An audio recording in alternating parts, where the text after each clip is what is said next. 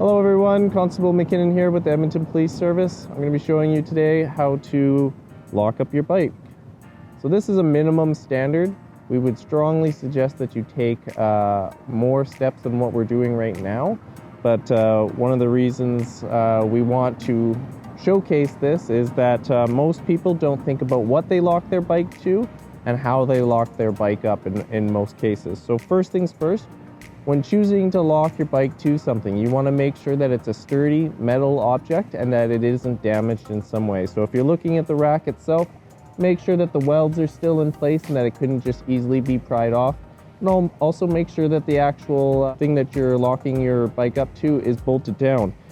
Once you're securing your bike, you want to lock by value and stuff. So if you look at this bike, the most expensive piece of your bike and stuff is going to kind of be the rear section or the rear wheel of your bike, whereas the least expensive would be just the front tire itself. So when you're setting up, again, we want that U-lock of some sort or whatever, and we want it to go around the most valuable part of your bike, that back part of your bike and your actual frame. So when you take it, make sure you're securing the tire and the actual frame itself. All too often we see people do things like this, and it just goes around the actual seat.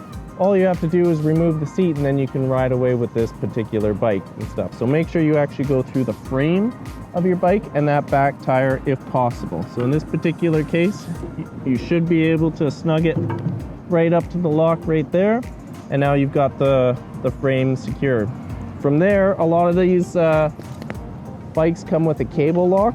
All you have to do is loop it through the front tire, send it through the other portion of the loop so that you can attach it through the actual U-lock itself.